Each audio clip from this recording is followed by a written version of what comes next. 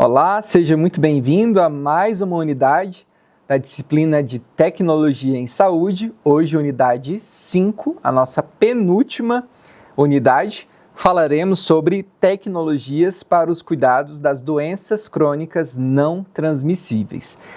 E aqui tem bastante coisa. Não estou falando de conteúdo, mas de bastante oportunidades de tecnologias para doenças crônicas não transmissíveis. Primeiro, vamos entender o que significa, de acordo com a Organização Pan-Americana de Saúde, o que é uma doença crônica não transmissível. Então, as doenças crônicas não transmissíveis se caracterizam por ter uma etiologia incerta, múltiplos fatores de risco, longos períodos de latência, curso prolongado, origem não infecciosa e por estar associada a deficiências e incapacidades funcionais. Professor, você pode me dar um exemplo? Claro, hipertensão arterial sistêmica ou, por exemplo, diabetes mellitus tipo 2, tipo 1. Então, essas são doenças crônicas não transmissíveis, tá? O próprio nome já fica fácil de entender.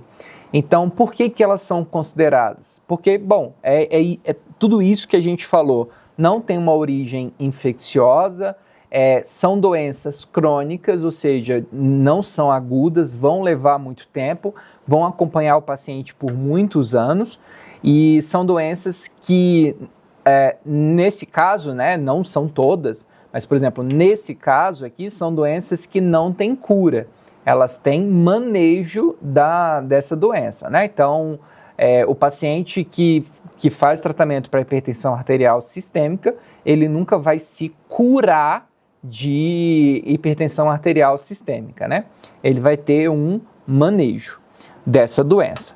Muito bem, então nesse universo, a gente precisa de novas tecnologias em saúde, tecnologias que facilitem o entendimento, que facilitem a comunicação, paciente, profissional, família, paciente, família. E eu até trago um relato pessoal, quando eu ainda era estagiário de enfermagem, a gente estava participando de uma dinâmica do programa Hiperdia, Programa que trabalha com hipertensão e diabetes. E a gente percebeu em duas ocasiões em que aconteceu esse momento do hiperdia, em que acontecia uma palestra, a enfermeira dava uma palestra e logo depois ela fazia a renovação das receitas. E a gente começou a observar que tinha muito paciente que nem olhava para a enfermeira, ficava de cabeça baixa, uns ficavam dormindo e quando ela terminava, eles despertavam, levantavam e iam lá para fazer a renovação. Ou seja, todos eles tinham o mesmo interesse, fazer a renovação da receita. E é o que era o correto a se fazer. Só que esse momento não é um momento só para renovação de receita. Esse é um momento justamente para a gente utilizar tecnologias leves, duras, para poder você manejar melhor essas doenças crônicas, que no caso era hipertensão e diabetes. Então, o que nós, como alunos, percebemos ali? Que a abordagem não estava sendo muito legal, a abordagem estava sendo a mesma, era a mesma abordagem feita todo encontro. Então, a gente resolveu tomar conta, então, de um desses encontros e resolvemos fazer algo um pouco mais lúdico para mostrar para os pacientes entender, principalmente porque eles tinham muita dificuldade de entender o que era o diabetes e por que o diabetes causavam aqueles problemas, que ele causa. Como, por exemplo, por que causava essa perda de sensibilidade de extremidades. Então, a gente resolveu fazer uma mini peça, foi realmente algo muito simples, assim. Uma mini interpretação, mostrava o caminho do fluxo sanguíneo, então você tinha células que eram células vermelhas, você tinha moléculas de glicose e mostrando que a célula sanguínea não conseguia passar por aquele caminho que seria o vaso sanguíneo, porque as moléculas de glicose elas eram bem grandes. Esse dia não teve um paciente que ficou de cabeça baixa ou que dormiu. Porque justamente o que precisava era ser mudada a tecnologia que estava sendo utilizada. Então, sempre quando a gente faz a apropriação, que foi o que a gente comentou na unidade anterior, sempre que você faz a apropriação de tecnologia educativa, tecnologia em saúde, assim também como tecnologia educativa, a gente precisa adaptar a certas situações e entender o feedback dado para quem é o foco principal. No caso, os pacientes, ou quando fala em tecnologias educativas, justamente ali os alunos, né? Os discentes. Uma coisa que vem acontecendo bastante quando você pega editais de fomento de pesquisa, editais do CNPq ou editais da FAP, que é Fundo de Apoio à Pesquisa, né? Eles pedem para que seja feito, assim, como que os resultados da pesquisa serão disponibilizados.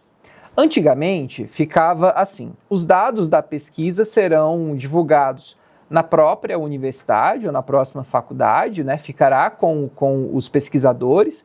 Caso os participantes da pesquisa queiram ter acesso aos resultados, se for, por exemplo, coleta de sangue, alguma coisa do tipo, eles tinham esse acesso, mas hoje o que essas entidades relacionadas à pesquisa, o que eles querem quando eles falam isso é assim, como será feita a divulgação científica.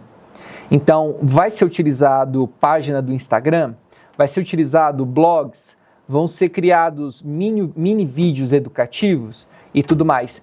E isso é importante, né? Eu sou divulgador científico, o meu Instagram é @profandreih, então eu faço divulgação científica, desminto algumas fake news, trago algumas novidades, indico alguns cursos, trago alguns conteúdos na área de ciências da saúde e também na área de educação, né, por ser docente. Então, é justamente isso que os editais de fomento estão preocupados. Como que esses resultados de pesquisa vão chegar até a população e não é só como, mas a forma como vai ser trago. Porque falar bem assim, população, tá aqui, o artigo científico que eu publiquei na revista Science, tá aqui. Aí, muito bem, você tem o documento. A revista Science é uma revista internacional. Então, o resultado, a publicação está em inglês. Então, de nada serve, né? Então, vale ressaltar que as tecnologias leves, incluindo o vínculo, a escuta e o acolhimento, perpassam pelo uso de todas as anteriormente citadas. Quais? Todas aquelas tecnologias que a gente já falou, de monitoramento, de imagem, de medicamentos e tudo mais. Então, nenhuma tecnologia leve, dura, nenhuma tecnologia é melhor do que a outra. Então, você pode pensar assim, olha, na minha humilde opinião, uma ressonância magnética ela é extremamente necessária. Sim, mas se não tiver o profissional para avaliar, e se não tiver um profissional que saiba passar as informações do resultado daquela ressonância, de nada serve essa tecnologia em saúde, tá? Então, quando a gente está falando justamente sobre doenças crônicas não transmissíveis, e é por isso que a gente reforça isso desde a graduação, então pode ser utilizado, por exemplo, mapas conceituais, recursos multimídias para o ensino, jogos educativos, hipertexto e simuladores para capacitação e avaliação de docentes e discentes, webblogs, comunidades virtuais como o Facebook, página do Instagram, redes sociais, tem muito aluno que já cria um Instagram, assim, como acadêmico, né, de enfermagem, acadêmico de farmácia, acadêmico de biomedicina, enfim, justamente para transmitir informações de forma facilitada. E isso é interessante, porque na verdade o que ele está fazendo, ele está pegando aquele conteúdo que ele aprendeu em sala de aula, ele está estudando esse conteúdo e passando de uma forma que ele entendeu. Porque às vezes o professor pode não ter o cuidado de transmitir a informação de uma forma acessível e esse aluno acaba fazendo essa passagem dessa informação, tá?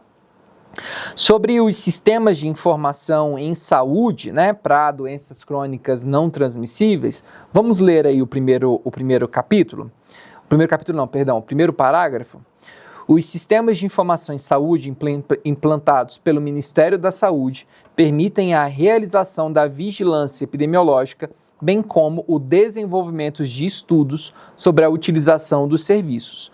No entanto, vale ressaltar que este é um exemplo de tecnologia leve e dura disponível no SUS e que pode ser utilizado pelo enfermeiro no planejamento, implementação e avaliação. E quando a gente fala, por exemplo, no caso sobre hipertensão arterial e diabetes mellitus, que são doenças, né, muito prevalentes na nossa população e que são muito difíceis de serem tratadas porque elas dependem muito de mudança de hábitos de vida. Então, quanto mais uma doença depende de hábito de vida, mais difícil ela é de ser tratada, né? E aí, por isso que a gente aprende, não é o foco dessa disciplina, obviamente, mas em outras disciplinas vocês aprendem o cuidado centrado na família. Então, tratar dessas doenças é justamente o cuidado centrado na família, né? Não adianta você exigir do paciente hipertenso ou diabético que ele tenha uma dieta hiper restritiva, sendo que a família não adota essa mesma dieta. Então, o sentimento de exclusão e o sentimento de revolta, eles surgem, né? Então, a chance desse paciente abandonar por completo é altíssimo.